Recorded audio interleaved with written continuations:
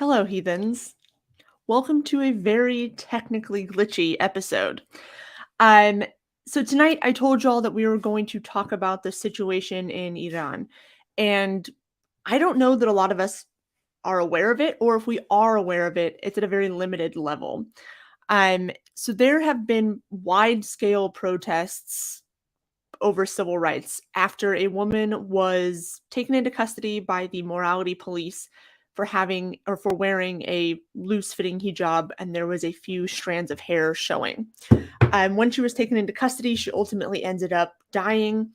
And so as a result, there were or are many protests. Now, as many of you know, I have a background in Middle Eastern studies. However, I am still white and American. Therefore, I don't think I'm qualified to give you all of the details. However, I can lend my platform to someone who is Iranian, who knows the country, who knows the culture, who knows what's going on inside and out, and I am incredibly happy to do so. One thing that is going to be a little bit different about tonight is that our guest, Ash, is going to be on camera like he is now, but you will actually not see his face. And I will let him explain his reason for anonymity. But you're just going to have to deal with this mug. You know what I mean? So, on that note, I would like to welcome Ash to the stream. Hello. Thank you for being with me this evening. Hi, thank you so much. We've made it. We made it somehow, yeah. Yeah, thank you so much for making this possible, first of all. My name is Ashkhan. I'm an atheist activist in Iran. I translate books, mostly banned books, philosophy books, sometimes public science books and stuff like that. Now, given what has happened recently in Iran, as just mentioned, I had to kind of force myself out of my comfort zone. And the reason I'm not showing my face is because the penalty for apostasy in my country is death. And obviously, as much as I, complain about my hair or my glasses, I still love to keep my head on my shoulders. So that's why I'm keeping my face hidden.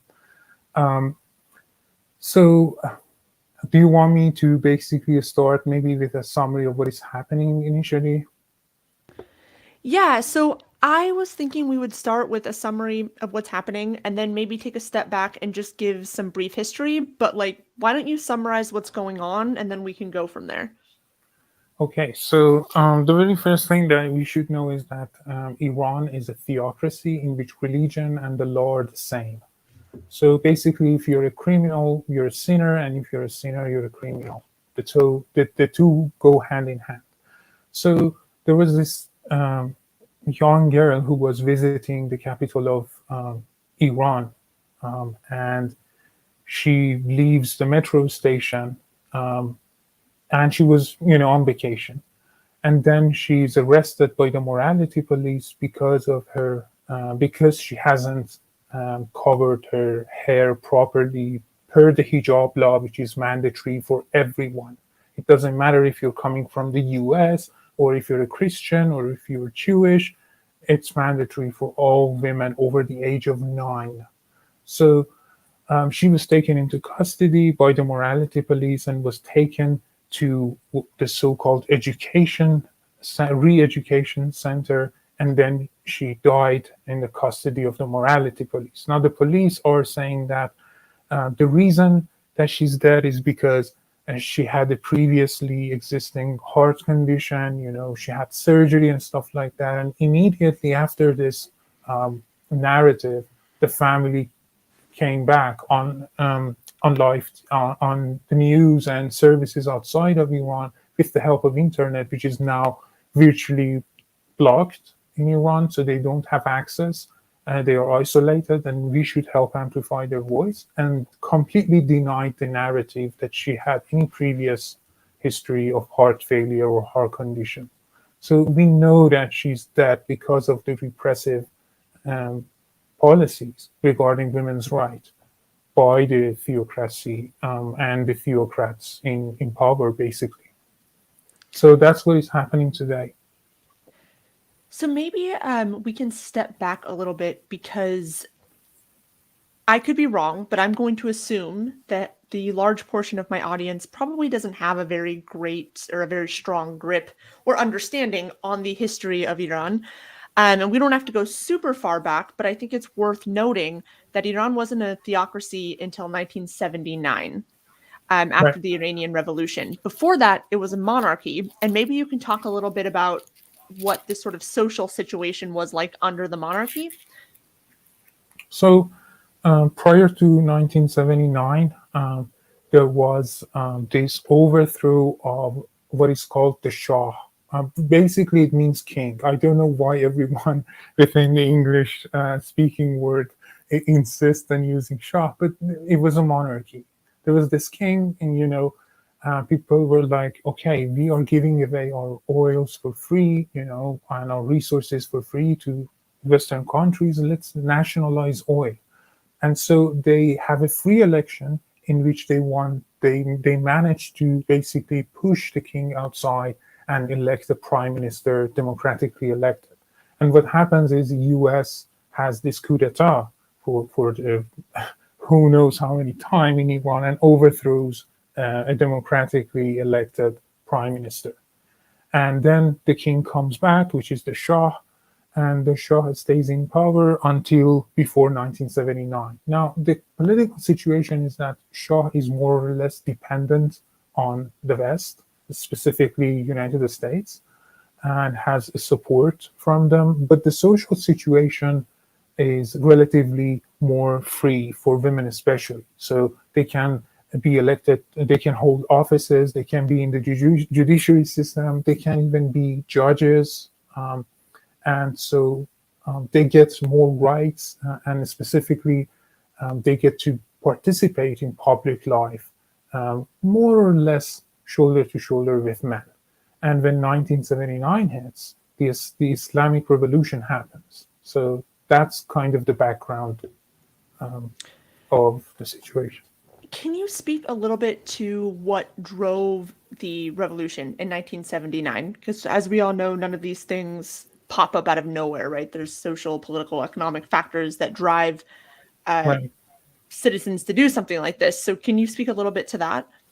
So it seems that there are really I can't be comprehensive, and some of these Sure, details are open to debate. And of course. uh, yes, so I'm trying to be fair, but it may come out crude. So let me just count two factors. The first factor was the lack of attention to the more suburban areas and the less industrialized places in Iran prior to 1979 Islamic Revolution. It seemed that the Shah was extremely focused on fast-paced and monolithic modernization, disregarding the needs of the working class, especially people who kind of had the means to have and secure an education for themselves, but Mhm. didn't have any kind of their demands met by the government. That was one side, and it led to a lot of social um, angst and anxiety, and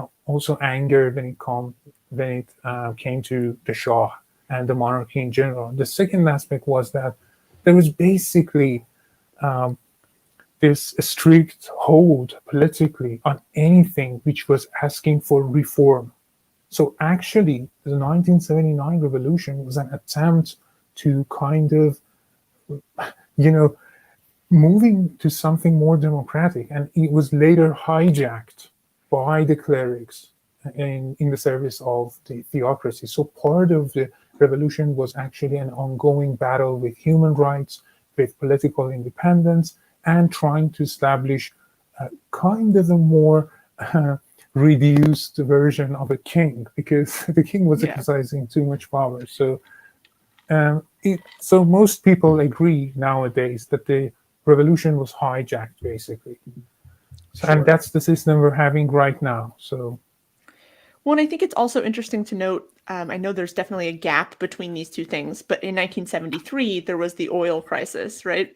And so right, we see this like economic shakeup, and anyone that studies economics knows that you don't feel the effects of something immediately when it comes to the economy, right? Especially when it comes to a more widespread sort of rippled effect.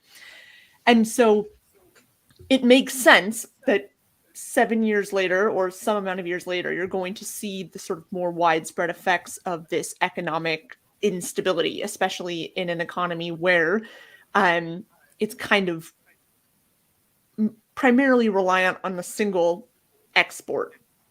Right. Um, and so And I think, also, it's important to sorry to cut you off. It's important to no, it's fine. notice that most of the post 1979 narrative has been constructed after the fact. So think of Yes, it as religious history, okay? Because we're talking about a theocracy. So you have a history and you have something that happens, but as it happens, and it goes away later on when those in the power are kind of find an stable opportunity to write the narrative. They write the narrative to fit a certain selection of the facts about the past. Okay, right. It's even revision if history. exactly, Yeah. even if exactly, even if no matter how many times you tell someone, dude, I'm telling you, don't go too far in Exodus. I'm telling you this. Don't waste your time on a literal reading. Okay, give up on this. I'm telling you, archaeology is not on your side. History is not on your side. At the end of the day, I'm going to put because it there on is my this, side. yeah, exactly. And so because there is this commitment to it, right, that goes beyond the simple Bible that people have. There is Well, they need culture to it. There is justification ideology for to it, power. and it gives exactly, and it gives justification. So every time you're threatened, you what you do in these systems which have historicism built in, this is a concept known as historicism, is you appeal to the past every time you're threatened. And what is happening as the country is moving forward is more or less the same as what is happening with people who kind of go through a sort of soft deconversion at the beginning of their journey away from faith, which means that they notice some elements of the narrative which don't quite add up, and they are like, you know what, I'm going to keep myself in just because it is my safety blanket and I think I can deal with the issues. But then as you move forward and you see other elements within the story and the narrative kind of piling up cumulatively, what happens is the foundation gives out. Because it can't change. Remember, it's in the past. So because it can't change anymore to provide you with a justification or the person who's doubting it, the foundation gives out and can't compete with the accumulation of these new elements in the narrative. And that's what is happening with the Islamic Revolution, basically, post 1979, and how young people and the post revolutionary, Islamic revolutionary generation is moving away Yeah. from their ideas. Yeah, that makes a lot of sense. Something I would like to sort of discuss because it was something that even having studied the Middle East in college, that we didn't talk a lot about was the morality police, right? Right. Um, we were sort of taught like, yeah, there's these expectations and you will be punished, but it wasn't really, or you could be punished, but it wasn't really like there's this set group of people whose job is to do this. And I know we spoke a little bit the other day about how this group started, and how it evolved. And I was hoping that you might talk a little bit about that because I think it's important. So one thing we have to remember is that 1979 actually is a turning point when it comes to Eastern and specifically Islamic states like Saudi Arabia and Iran. It really signals a change in them organizing and trying to find some sort of nationalism to claim to. But what ends up happening in this case was there was the clerics, today's clerics and the religious class during prior to 1979 was really angry with some of the limitations on their religious practices. One was the ban on polygamy. We should remember that Islam recognizes polygamy and it's actually practiced in different regions. Now, what ended up happening was that the ban on polygamy was so successful prior to the 1979 revolution that it stayed with the people, so much so that even the average Muslim today in the country speaks against it. Like they can't stand for it. So what ended up happening was when they got the power, they were like, okay, we have to police what we have right now. Because we saw how easy it was that they took it away from us. So what they did was they acted on force. So they banned satellites, use of satellites. They banned VHS, like and cassette players. I remember I wanted to listen to, um, you know, I remember that it was like an election of different cassette tapes, songs, Western songs and stuff like that. It's And like I that's what I call remember, music. Just kidding. Sorry. right, and I remember like going to these different shopping malls and getting like pirated versions of them, and they would check to see if the police are around or not. Or not, and I'm really young, so that's not just after 1979 revolution. Right. But what ended up happening was they held on with force, but it wasn't legalized. It wasn't part of the law. Um, for 6 days, it was like, okay, you want to have hijab, have it. You don't want to have it, don't have it. Who cares? You know what? And this Yeah, is we for don't six care. days following the revolution. The Is that right? 1979 Right. revolution, right? And then they are like, it's all rumors. Don't pay attention to this. And then remember, women actually supported the revolution. That's the tragic part of it. They support the revolution and they stand with the people during the revolution. But after that, 6 days after it, they codified mandatory hijab in the law and they reversed polygamy, stoning, and reducing the age of marriage Coming soon from to North from America near you. 18. Yeah, yeah, and to be fair here and to say something related to what you just said, it is just the rhetoric behind it even now is strikingly similar to what the Republicans and the Christian hardliners are pushing, specifically when it comes to Christian nationalists, right? It's the sense that look, the core of the family values that we have are being threatened. The members of the family are being threatened, and there's traditional religious values, and it's going to corrupt the very essence of the society and replace it with some other set of ideas. And It's a that's large scale exactly purity test right, and because it's the exactly minority the wants same the thing, power. right? But Oh, here's the thing: when it was introduced to the law, we didn't have morality um, police yet. It was just a bunch of people close to the Revolutionary Guards, and it they was a would bunch of go around. vigilantes, effectively. Exactly. And just they would just police people. Like if someone was out with their, I don't know, girlfriend, they were like, "Who is this sitting next to you?" You know.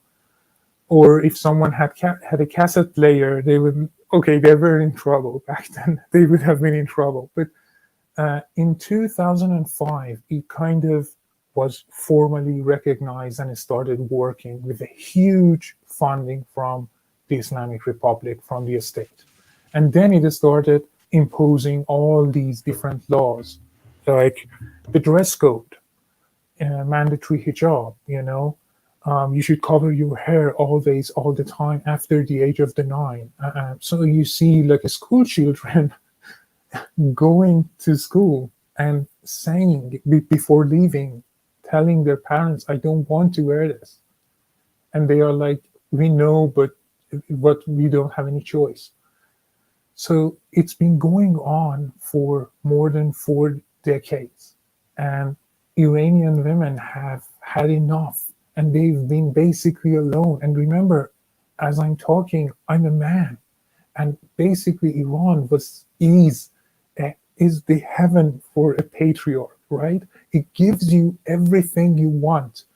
The testimony of a woman in judiciary system of Iran, which is an Islamic system or a certain interpretation of an Islamic system, is the testimony of a female is worth half of that of a male, which means that if you have two um, witnesses of sexual assault and you're going to the judge, and you're putting your case forward for sexual assault, and there is just one other guy, and he says, no, this didn't happen. Well, your two witnesses just don't count just as much as one guy. That's the part of it. And there is this essentially benevolent sexism built into the system that says, you know what? We're doing this for the good of yourself. We're keeping you safe. We're doing this because you're fragile. They have this image of what they call the good mother. It's basically what I think Linda K. Klein says in her book Pure. It's inside the evangelical movement that shamed a generation of young women and how I broke free. It's a fantastic book. Everyone should read it. And it's the same thing. It's a purity culture. But the difference here is it has no recognition for any source of authority of women or female presence. So finally, it backfired slightly. So different presidents kind of make it either more stringent, the morality police, or more relaxed. And so, for example, some of them would be like, um, they would go into restaurants and coffee shops trying to check to see if people are related by blood or not, because the religion, uh, you know, is illegal in the eyes of the religion and the state. That you can't be with a woman who's a stranger to you, right? So you can't go on dates, and you Right. every time you go outside of your home, you're scared. There is no public place. You're always being watched. And even if you are somehow able to get away with it, okay, what ends up happening is when women remove their hijab, they are taken by the morality police and they are tortured behind the cameras in closed doors, and they are forced to sit in front of state television and confess against themselves, fabricating basically in a story about how they are agents of US or Israel. And the reason behind these fabrications is these anti-imperialism front is used by the Islamic government to kind of justify itself and its narrative. So Right. and and finally it happened. Like it doesn't matter how many times we say it. It's just that because we didn't have this voice that some of us have now, and I mean, I can't show my face, but I have a voice and I can use it. And Yeah. the thing is, at least right now, it just the uprising is so important and so significant that finally people can understand that the people of Iran are not the same as the Islamic Republic clerics and the ruling class. Because Yeah. prior to this, they had the narrative. I think that it's also, and so I wanted to bring this up, and I was just reminded by my friend here.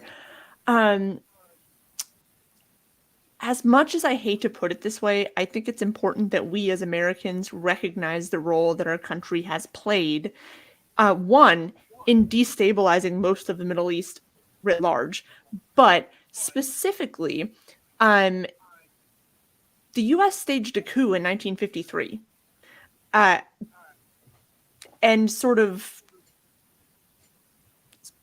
kicked, for lack Right. of a better term, like just Yeah. totally decided, like, hey, Mossadegh, you gotta go, buddy.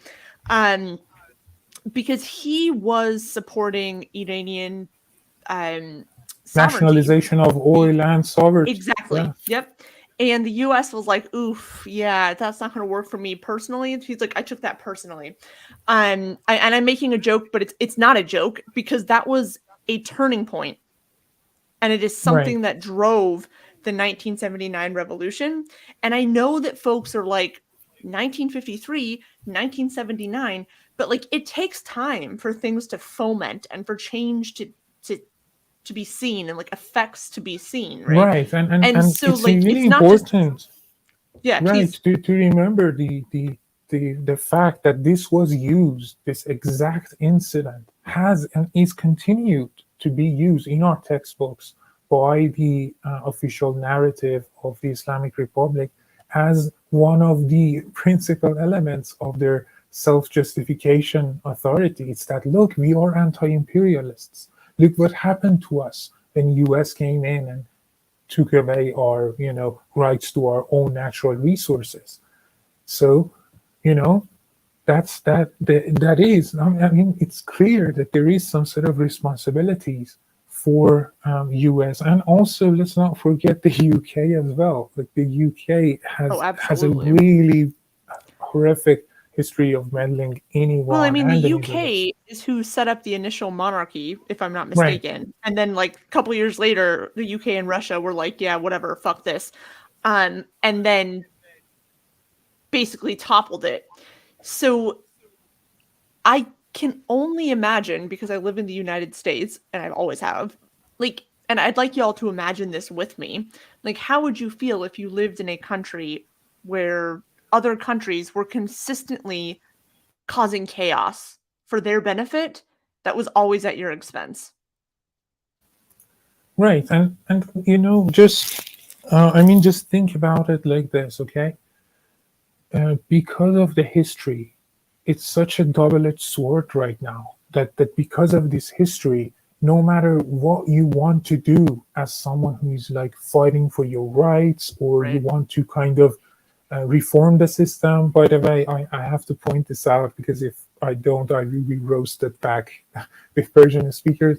I'm not saying that this regime is legitimate and justified and we should reform it. I'm simply saying that all reform, because we are beyond reform.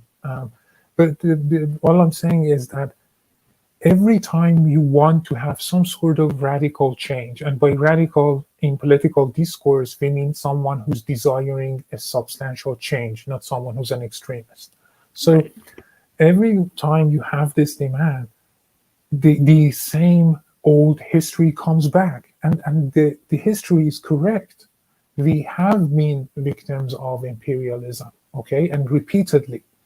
But the fact is, after the 1979 revolution, the excuse and the main platform was, look, we are going to formalize a system based on religion, which will be post-imperialistic or even anti-imperialistic, and we will be responsible for our own policies. So, you know, while it is true that US has and continues to have some responsibilities here, it's important also to know that right now what is happening in the streets, like people getting killed, is and can be, rooted back. We can follow it back to the imperialist past and what has happened in Iran and the Middle East. But also, we should hold those who are like, killing people, basically, for having a few strands of hair out, not covered, responsible for what they are doing. So Right. think of it like this, okay? Think of it like this. You're living in Bible Belt, okay? And no matter which neighbor you talk to when you move into a place, we know what the question is, right? What church do you go to? So The Church the of Evil. moment that imagine that the moment you want to Pay leave your tithes. your home every day and you want to get ready, okay? And especially it's true for women, okay? Because yeah, morality police picks up on men too, but it's mostly for women. Yeah. Imagine standing up in front of your wardrobe and saying, can I wear this? What if they arrest me? Can I put this on? What if they arrest me? What if I go to jail? So Right. in, so this young girl was just on vacation and ended up dead.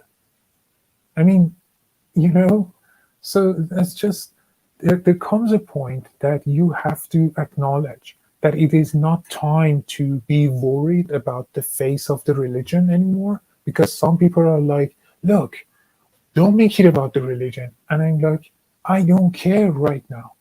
I care that women are dying, that people are dying in the streets. So it's like, you know, it's like the average, mostly, not always, the religious person who's like, you tell them about something bad that has happened, and instead of engaging with you and trying to emphasize, they try to bring in some sort of religious connection to you. It's like, oh, she's in a better place right now. Don't worry about that. Or I will pray for them. As it's Pray for like, these I nuts, you understand. funny. Yeah, Right.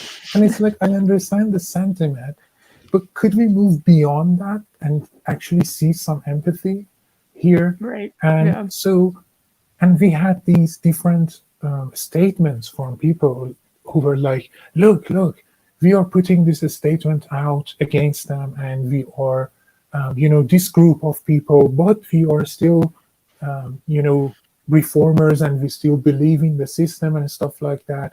Another statement was like, oh, look, we are political activists. And I was like, you know what? I'm tired of this. There has to be some sort of a statement that just doesn't make this political. So I don't care if you're a Muslim or not. I don't care if you're um, a reformer inside of Iran or not. I think I would say you're wrong to be a reformer, because this is not a reformable system. It's just Right. garbage. But the point is, all I'm asking you is to stop killing people. Like, how hard is that? Ask the American police. Apparently, it's very hard. So that's actually interesting what you said. Most people are saying that Iran is having its own George Floyd moment, right? That is, sorry, like, I need every American, which I'm pretty sure everybody in this chat is American, maybe not, but all Americans in this chat, because I know that in America, we are taught to feel morally superior to all Middle Eastern countries. And y'all can fight me on that, but it's true. Um, and I need you to hear that. Iran is having their George Floyd moment because we are so fucked as as a And country. and let's and, just and and let's remember, like when George Floyd was happening, Iranians supported what was happening over there with the protests. Mhm. We supported the Black Lives Matter also, and we also supported the Ukraine, as Yeah. the ongoing case is. So, and this is the time that people have to speak up. So I don't care what is it that you can do. Just if you have a platform, Do use something. that. If you have a Twitter, find some hashtags, find some relevant news, and retweet them if you can. So don't you wish that you want for a safer Middle East? For a Middle East that your brothers or your sister are not away to go and fight so-called war on terror? Well, if you love the democracy that Ukraine used to enjoy before this lunatic started blowing it out, well, you don't want Iran, because Iran is giving away and basically drones Mhm. and military equipment to Russia for their fight in Ukraine. So it's not just us. It might seem, if you keep silence, that it is fine. It won't affect you, but the situation But is it long shouldn't term have is to real. affect us for us to care. That's my Right. stance. It shouldn't have to affect me personally for me to give a shit that people don't get to live freely somewhere else for like arbitrary reasons. And I think that if you're a follower of mine, that's probably a stance that you hold because I don't really mince words I about that. think I don't that's like a parse. stance that people who are not psychopaths hold, like or not entirely selfish, and like that's really obvious that you should do that, You care, right? especially Yeah. given the fact that historically there is this, um, you know, responsibility that has to be met by those within the Western world, right? So there Yeah. has to be some sort of responsibility and reaction to these things. And the other day I'm online and it says on CNN, it says Pebbles, the oldest dog, has just died. And I'm like, are you kidding me? I mean, Is sad, this but the also not that news? important. Like, Right, right. And it's like, are you kidding me? So what ends up happening is really close with, to go back into the whole issue of the morality police. What is happening is actually really close to the cases of gaslighting and sexism. So when these ideas are formulated at the level of theory, no one cares about them. It's just some book or some lunatic, you know, writing on their own. It doesn't matter. And believe it or not, the marginalized clerics were the same. They were marginalized, and the majority of people just didn't have had no clue, and they still, many of them don't have a clue what they are thinking. Just imagine your average apologist, right? Like the first thing in the Christian context is um, what's his face, Lee Strobel or Frank Turek, and both of them are just horrific. But the point is, for people who are not familiar with the literature, especially people who have just started out, it's like, oh, this is good. And for them, it's like they go to ticket, right? Every time they threaten, they defer to these so-called experts or ex-atheists or so on. And like when you move past that, of course you understand that these are like weak, super weak. Like, don't play this on this level. Are you just like kidding me? Stop nonsense telling me to arguments. read them. Right. You need to Uh, read the case for Christ. Oh, oh, do I? Do I? Do I? oh, Tell me more about these and it's 500 just, witnesses with absolutely zero recorded accounts. All right, thanks, big homie. Moving on. No, sorry. I yeah, fucking hate that shit, obviously. yeah, But me let me not too. Like interrupt you. Let me not derail you. yeah. So, so yeah, basically, what ends up happening is that with women, it's really specific. So Francesca Stavrakopoulou has this report of her experience within the academia. Before being the lovely queen of the biblical studies that we all love and appreciate. Uh, and so Stavrakopoulou talks about her background and stuff like that, and how she has to put up with waves of misogyny and even Oh yeah. receiving constant hate mails and even pornographic material Oh dude, I'll from fight people. anybody on behalf of Francesca. Yeah, she's awesome. I'm going to have an interview soon with her, so I'm really Look at excited you. for that. Yo, But Francesca, if you're listening, hit me up. yeah, All right. fans here. So, but anyway, so what ends up happening is that first, uh, shame and kind of sexuality, female sexuality, is utilized as weapons when people kind of want to detach from the system. It kind of keeps the order safe. So when you read, what's the name of Caroline Blythe book? Oh, Rape Culture and Purity Culture. Hey, I'm sorry to interrupt. Keep talking. I'm gonna go let my dogs Yeah, out so sure. when I disappear off screen, but you keep it up. Sorry. Yeah, sure. That's fine. So Caroline Blythe has this book in 2021, if I'm not mistaken. It's called Rape Culture, Purity Culture, and Coercive Control in Teenage Girl Bibles. So it basically talks about how these different uh, children, different groups of children, are abused using and weaponizing religious shame and religious concepts to kind of keep them in order. Now, the only time that sexism turns into misogyny is the time that women want to detach themselves completely from the system. Then it's like, oh, you're rebellious. You just want to sin. I do Um, actually, but yeah. right. Or you just hate God. Or,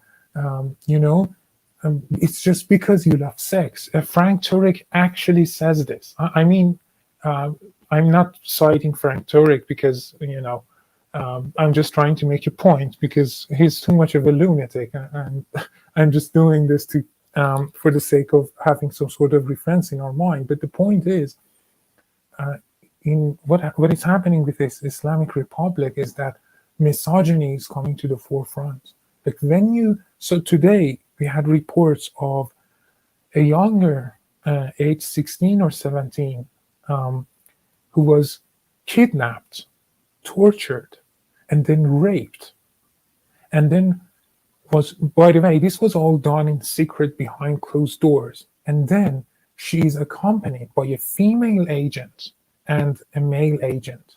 And one witness describes her as shaking. Obviously, why shouldn't be shaking?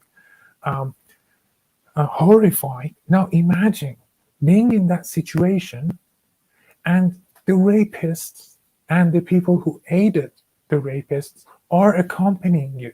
So they give her 2 hours of care, medical care, and when news gets out of what is happening, what has happened to her, and the real issue, they kidnap her and they take her to some sort of facility in some sort of prison, and they fabricate a story telling others, and it's been ongoing for years now. But these days, it has blown out of proportion. It's like, oh, well, this person who was beaten to death actually jumped to their own death, like from the top of an apartment. The other person had food poisoning. The other person had a heart condition. It's like, are you kidding me? So of course, people are not buying this. But it's important to know that if this was happening anywhere else, but the reaction would have been massive, and you wouldn't have people. Now, let me say this. Obviously, I'm against the kind of rhetoric utilized by Glenn Beck, Fox News, and Jordan Peterson, and lunatics like that. Jordan Peterson is rotting from the inside out. I'm just going to state that for the record. Thank you. Like, He's a walking what's wrong? MRSA infection. Continue. Like, I mean, what's wrong with Jordan Peterson just sticking to psychology? Like, dude, just stick to that and sit this one out, please. For the Bro, love of God, just take stick the L. this It's one not your out. lane, my brother in Christ. Like, Right. That's yeah. so. Yeah. Anyway, so basically, He's just teaching grown men how to make their bed. A real hero, you know? yeah. Especially like with We're what not is fucking happening, good. like with the crackdown on women's rights and abortion rights, you have to really stand up for men's right now, I right? know. Won't Like, someone think about the men at a time like this? yeah. I will But fist fight Jordan Peterson in a parking lot, let's and I'll let's win. if, Thank you for coming to my TED Talk. and so basically, uh, what I was saying is, uh, kind of, I lost the train of my thoughts now.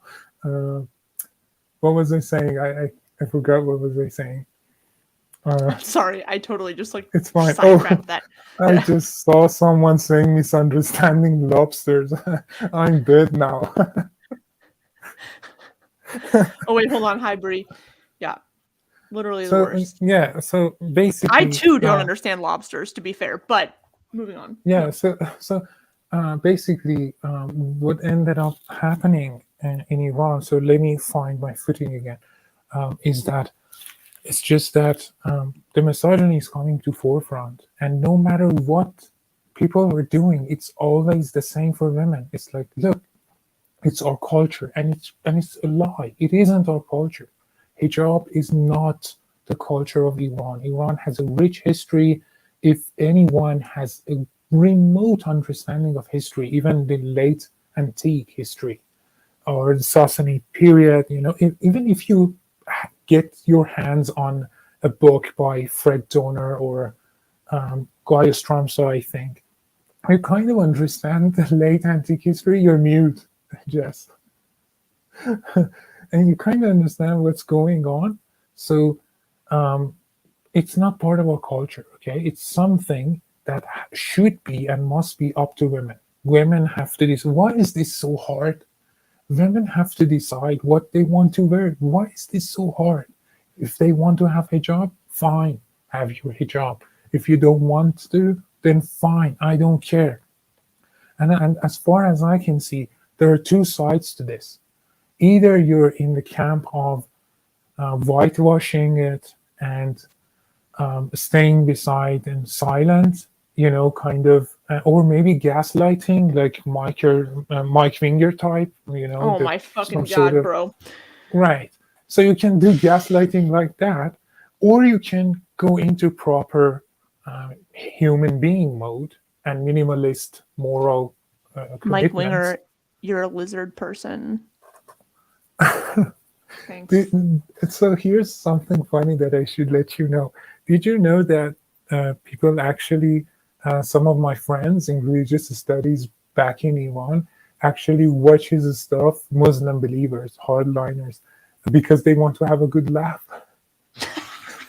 So This they, pleases me. I too watch it when I want a good laugh. Um, because good lord, that man is an idiot. But hey, who am I to so judge? but Just kidding. but I'm the queen. Uh, so yeah, it's just there comes a time when you're like, you know what, this is too much for me, and um, you have to be detached. Now that's the point where Iranian women are. They represent 60% of university educated populations. They are highly educated, and the only reason they don't have a voice is because religiously speaking, they can't they can't be judges, right? right. Without supervision from men. They can't be in any positions of power. And even if they are the super most smartest religious person, they can only be a reference. So you see how people, for example, look to Catholics, for example. This is just an example. Look to Pope or someone as like, oh, this is our highest authority that can guide us and stuff like that. Well, in Iran, there are these no clue, lunatic men who have only read one book and books about that book, and they formulate all kinds of laws for women and everyone else. Sounds like our entire government. When I was in school, and I just have a bachelor's in economics for the record, but like one of the first things that I was taught was that like nobody that is making policy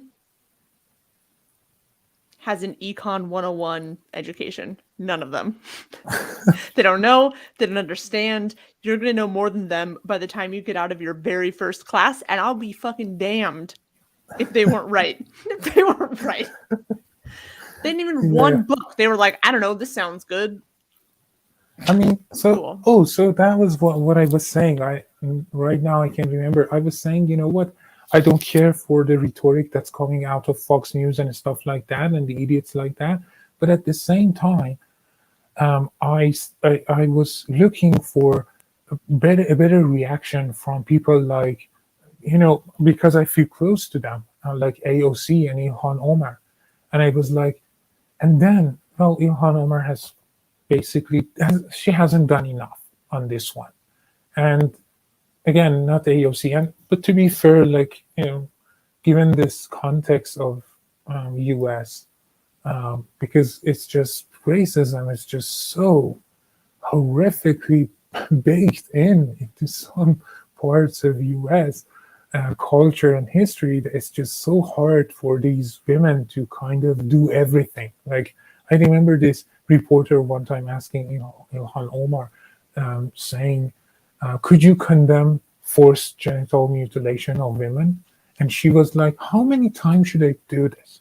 Okay, Right. now I understand that side of it. I understand, Sure. And it's like, but why aren't they asking the men those questions, right? Like, right, but we should also understand the fact that when we're talking about the lives of people, especially absolutely. like fellow representatives, Muslim representatives. I mean, forget about me. I'm an atheist, right?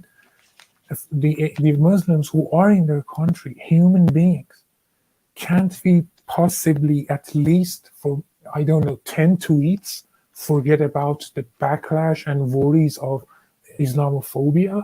And remember, this isn't about Islamophobia. People who have hijab right now are in prison because they are supporting choice for women to wear hijab or not. So this is just, I don't know, it just boggles my mind that it just some of the nuances are missing. It's Yeah. like it's like the people who are like, if you don't believe in religion, because what I do is mostly in philosophy of religion, is so if you don't believe, why are you interested in this? Why are you doing this? And it's because they are historical documents, Right. because they are forming ideas, because and they have negative influences. Like, again, think back to Stavrakopoulou, right? And she talks about the negative aspects, cultural negative aspects of gendered roles and how the Bible is responsible for just, waves of justifications of regression when it comes to women's rights. And Right. think about the gays and lesbians and others who have continuously are putting up with this nonsense non-stop. Yeah. So, and then you have people who are like, you know what, that's fine, but this isn't the real Islam. The real Islam is X, Y, or Z. And it's like, I don't care. I don't care. No, Why is this listen, so hard for people? you were never a real Christian if you left the faith. You mean real Muslim? Yeah, you're right. I was never a real Christian because Okay, so yeah, so it's just too much to handle. So what you can do right now is three things. Okay, you can do these three things if you're not in Iran, if you don't know what is going on. First, just go in YouTube. Okay, do a search on hijab protests in Iran. That's it. Watch a couple of videos. Okay, that's the first thing that you want to do, because you don't want to say the wrong thing. The second definitely. thing, the second thing that you should recognize is we don't claim to, and neither am I, are claiming to be speaking for the people who are in the streets, who are in jail, who are Sure. withstanding and enduring torture. Okay, But also we can't hear what they're saying because they're right. in jail or being tortured or they're in the streets or they're being censored because the government's cracking down on internet. So I think, to be honest, the best thing we can do is listen to whatever Iranian voices that we can that are on the side of equality and justice for all. And amplify those. Okay, Right, exactly. and the third thing that you can do is reach out to your representatives if you care about this. Ask them to speak out about this. Okay, because they help us. Why? Why and how? Well, they help us in having another narrative. Okay, they help women's movement to stay and remain detached. These movements and these reactions help people to kind of point out to third party observers, independent and outside, detached from the system, and saying, look, even they are on our side, okay? And they see what is going on, and it matters. It really does. So just Create think of whatever it as pressure you can. right. Just think of it as when you are trying to. So, have you ever seen these people who are having a really hard time re-establishing, I should say, a sort of alternative network for themselves after going through a really hard deconversion period? Now, I'm lucky because, like, my family is supporting of me, my immediate friends are, but I'm not around them. I don't have access to them. I'm cut off from them. I'm a student. For fuck's sake, I'm I'm I'm just starting university. I want to go out. I want to watch Netflix and chill, right? I want to get It's a drunk trap. and go out on Listen, dates. Netflix and chill is a trap. Just take that with you, but I understand. Yeah. So, I want those things too, but I can't ignore what is going on, because at the end of the day, I have to look myself in the mirror too, Yeah. right? We all And have a responsibility to our fellow human beings. right, and That's my also stance. there is no threat. Look, you could end up dead because of a hashtag in Iran. But by the way, all social media platforms are blocked in Iran. People use softwares to circumvent their access. So the only reason I knew like of you, what you're doing, or what Derek is doing in Myth Mhm. Vision, or Hi, others Derek. are doing, or Digital Hammurabi, or as we say in Persian, Digital Hammurabi, Hi, Josh and are Megan. doing is because I used to unblock the internet the same way to listen to them. Okay, and that's illegal. That makes me want to Okay, cry. and so it's just important for people to do something, even as small as a hashtag like Mahsa Amini, right?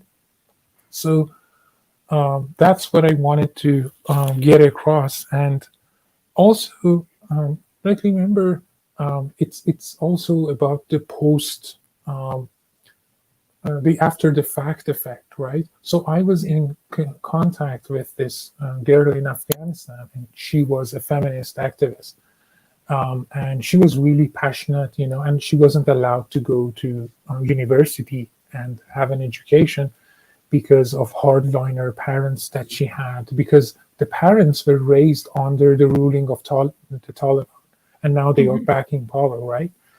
And I lost contact with her recently, unfortunately, when the Taliban came back into power. But the last time I spoke to, was chatting with her online, she told me that she had to burn her books because she was scared of getting caught with them.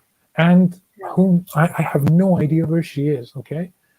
But it's the fact that this is the minimum that we have to be striving for, means that for stupid people to go unchecked is harmful. Okay, so Not in yes, my house. Stupid people going right, unchecked couldn't be me. But yes, I right. agree. So I understand how sometimes weird and frustrating it is to tell someone for the billionth time, like, look at the audience context for this verse in the Bible. Please just look up the audience context. But it's Stop telling important. me that it applies to me right now. Just look up the audience context. And it's like, no, uh, they go again off this super highfalutin confident rant of what they know what they are talking about. Believe me, I had this experience. So what you can do is either ignore it, or Sorry. go back to it. So that's fine. So we can't just let them go unchecked. So, and if you think about it, it's the same thing. So for a long time, women were actually talking about their rights. Okay, I'm not just saying in US. I mean, and it wasn't just women. So Jim Sturbaugh was actually debating, who is this Republican idiot who was in jail, Denis So D'Souza. many. So Uh, many. you're Yeah. right. Who could it be? So I remember Jim Sturbaugh, a Notre Dame philosopher, debating him about women's rights and stuff like that back in the days. Why And any man is debating another man about women's rights beyond me. Like, so I'm gonna start debating another woman on castration. Let me know how you y'all know, feel about that. I'll take it into consideration. We'll take a vote at the end and let you know what's it's gonna just happen. Like, the right. fuck?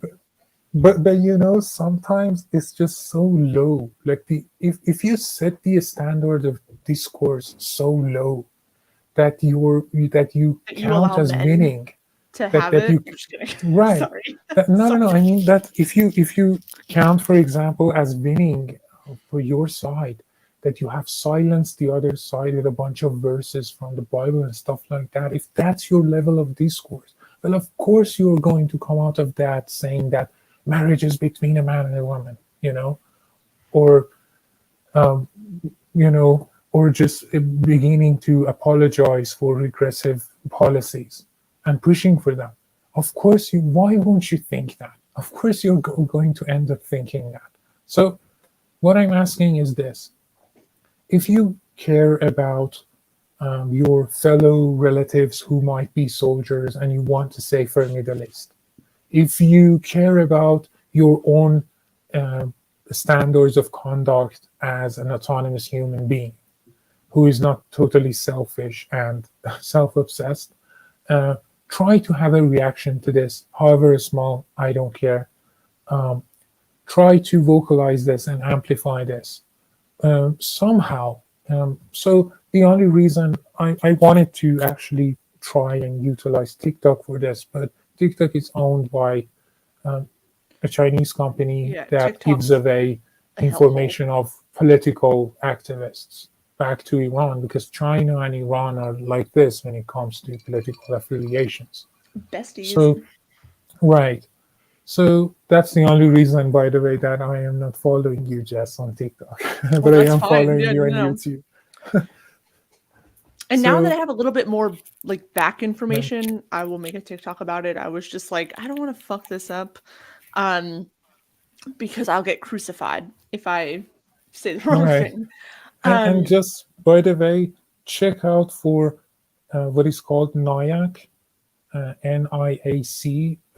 People are falling away from it for whatever reason. I don't want to get into this. It's just really controversial. So tread lightly if you want to cite something from them. fair, So, fair. yeah. Um, so a couple of things before I let you go. I have quite literally I have no idea what time it is where you are. So yeah, I don't know. You probably I assume you need to sleep. I don't know that. Um, Oh, I'm fine. Go ahead. two things, or I meant three things. If y'all that are in this chat have any questions, speak now or forever hold your peace. Um, Second, and this I'm winging it, but I think this is true. If any of y'all have a platform, have any kind of platform and would like to speak with Ash, I am pretty certain he will speak with you. So let me know how I can best connect y'all, right? Because I think the more voices that speak out about this, the better. Um, and third, and I'm going to say this incredibly gently because I understand. Don't cancel me, y'all. I think we should be really just kidding, I'll cancel you. No, I think we should be really careful about sorry, I love y'all so much. We have to be really careful about sort of assigning names to our own homegrown terrorism that is based in villainizing, demonizing brown people, right? So I understand the urge to say like Y'all Qaeda, right? It's funny. I get it. Or like Talibangelicals. Like I get it. It's funny, right? But when we really get to the root of what we're saying, we're absolving a lot of our own responsibility and assigning it to like, they're being like these bad brown people. They're being like these like bad groups in the Middle East. And I think it's important to at least think about that Right. And because also it's appreciate the fact homegrown.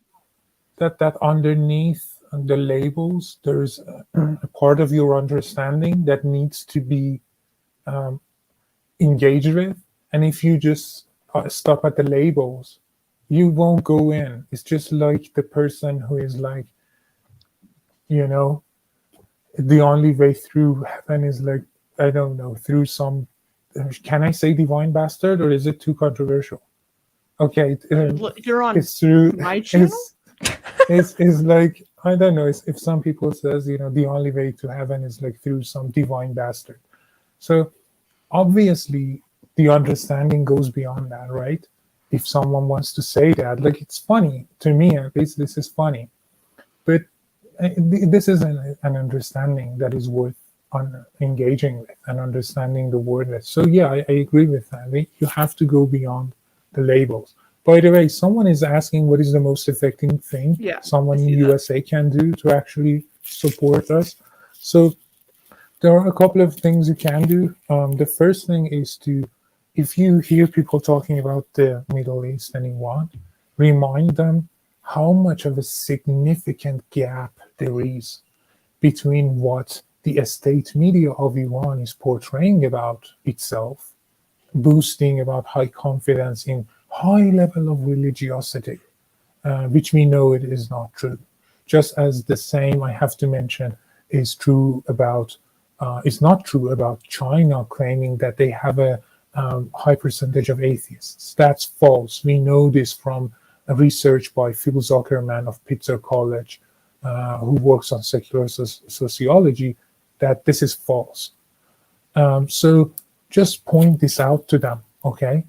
And another thing that you can do is you can, if you can write about them, find some sort of platform, if you have a platform, and write about this. If you have a huge number of followers, tell them about this and what's I mean, going I think on. if you Okay. have a huge number of followers, or if you have 12 followers, put it out there because you don't know who's going to pick it up, right? Like I have put stuff out there with a relatively small platform and had it have Right. had it been picked up by somebody with a Mm, very large platform that I didn't expect. So like even if you don't think that the role that you have to play is going to be like monumental, do it anyway. right. And this is really important for Twitter. So let me tell you what is happening really quick. So when hashtags trend, what ends up happening back in the estate is that the people close to the estate and the mobilized forces go online and they try to derail the hashtag from becoming a trend. Why? Because it needs attention when it becomes a trend. People have to check it out. Like Iran protests is the most recent trend on Twitter, I think. So, but if they can derail it, then it happens, and people forget it. Okay, so that's the most simple thing that you can do.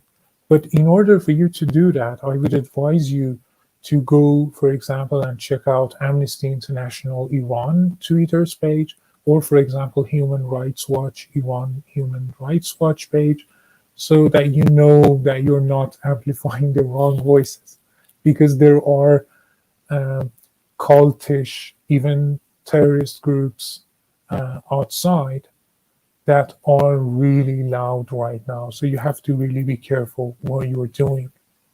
That's the best advice that I can give you right now. I'm sorry, my voice is giving out. Oh no, I'm so sorry. Okay, let me not keep you that much longer. What I would like is, I guess, one final thing. Let people know, because I think this is actually the most important part because you know so much more about it than I do, and you are way more intimately engaged with it than I am. And I am happy to serve as an intermediary. But for those that are here, can you let them know what you do, where to find you, and how to best support you? So I basically write in philosophy and counter apologetics. I interview philosophers and I translate a bunch of books on atheism, naturalism, and public science, mostly banned books. Have you heard of Salman Rushdie, for example? Oh, yeah. So, Yes. yeah. So I have a translation coming up on the very same book that he was put on a How can fatwa and a folks death threat on. financially support you?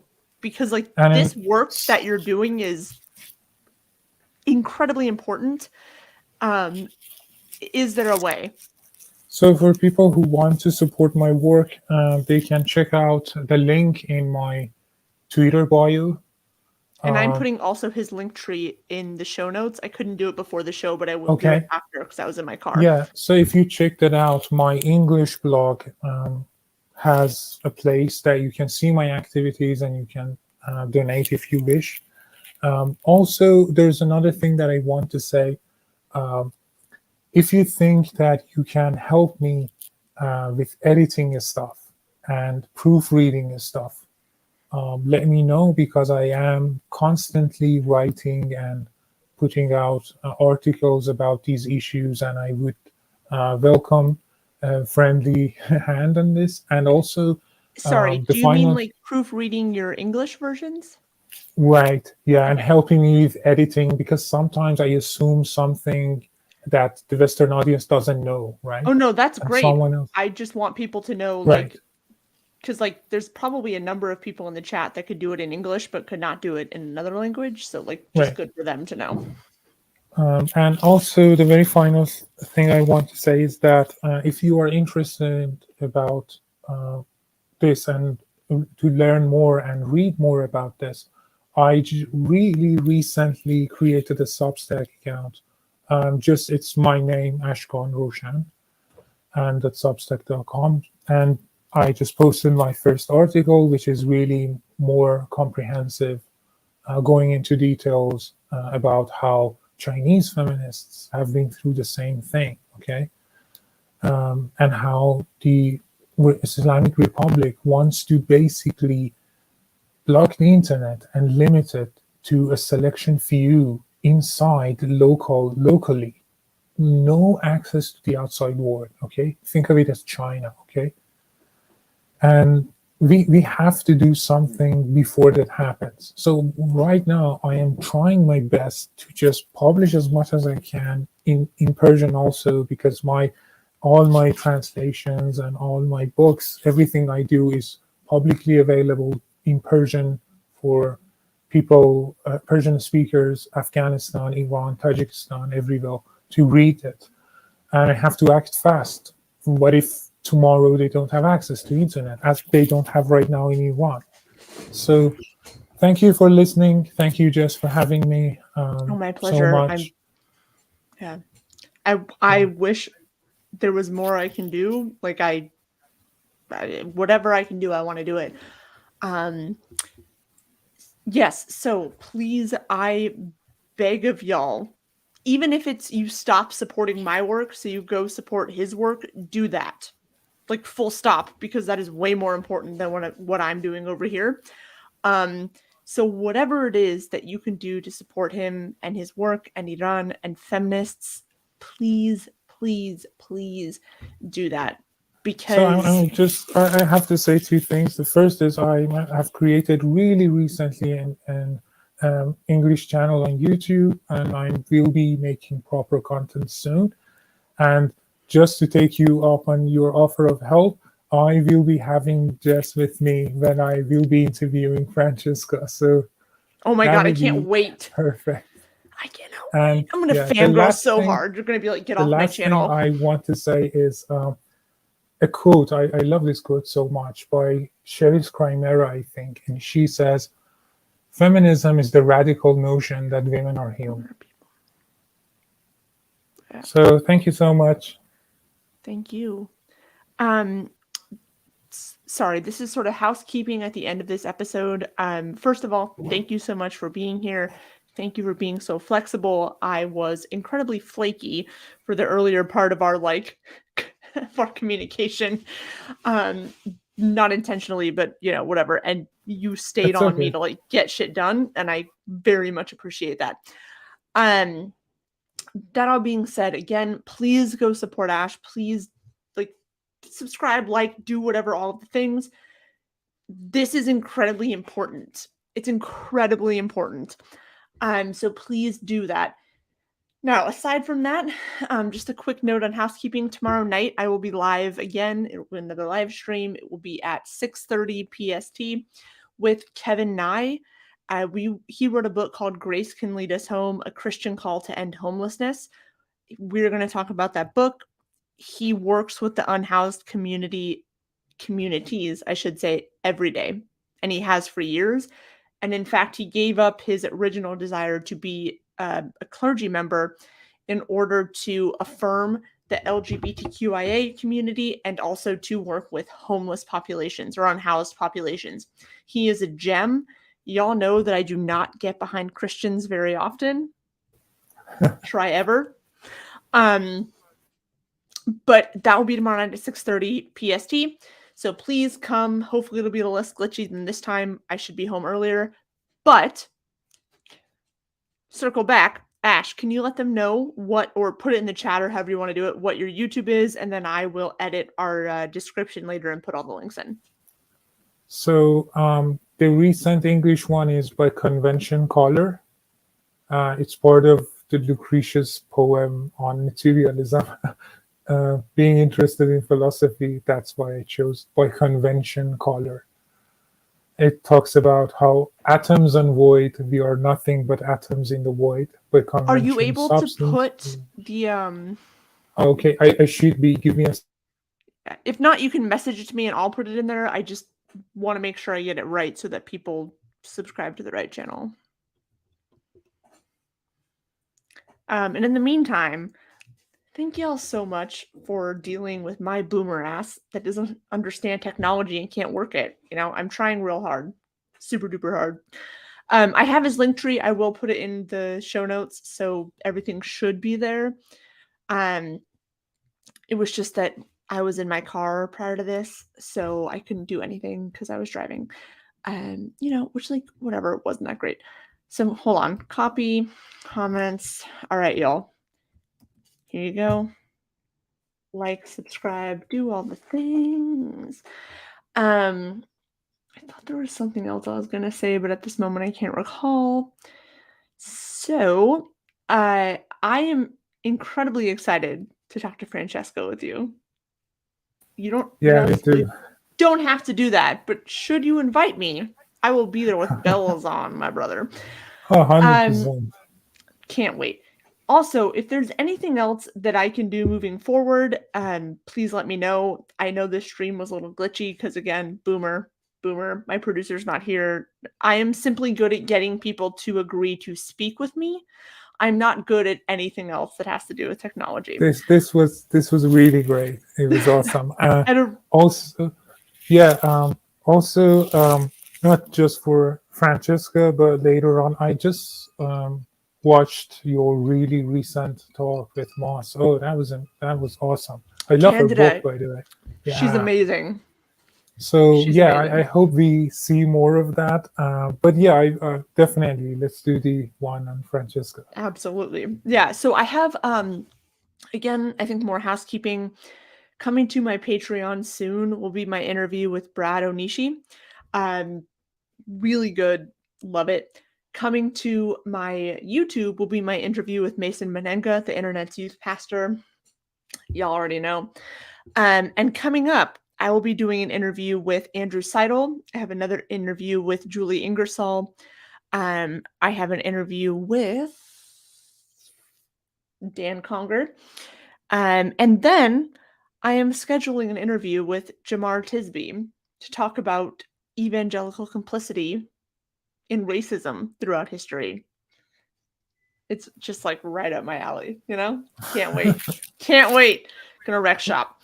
And so, on that note, I want to say thank you all so much for bearing with me. I know this is a little bit of a mess early on, but thank you. I'm doing my best. I'm learning. I have like my New Balances on and my knee socks. So you know, just trying really hard. In any event, I will be here tomorrow night at 6:30 with Kevin Nye. We'll be talking about the unhoused community, and Lord have mercy. For those of you that don't know, my mom was homeless for a long time, so I have lots of feelings around this, and I rarely back Christians. But I am 100% behind Kevin in his work and sort of what he's trying to do and his vision. It's Julie Ingersoll. We will be talking about the Christian Reconstruction movement. And if y'all don't know what that is, tune in. You You know, should. you should, because it's very, Yeah. very important to what's going on today. Oh, and then on Friday, I'm interviewing Pastor Trey Ferguson, and we're going to talk about his experience in the church as a Black pastor. It's going to be lit. All right, so thank y'all so much. Thanks for being here. I love you so. I love you. I love you. I love you. I love you. You know. I'm gonna go take a nap until tomorrow morning or until 2:30 in the morning when my body wakes me up. Like, subscribe, please, please, please, please go support Ash. Um, please retweet, tweet, whatever it is. Use the voice that you have to support this movement because it is so important and there are quite literally lives on the line. There are lives on the line. So thanks for being here. I love y'all so much. And I'll see everybody next time. Bye.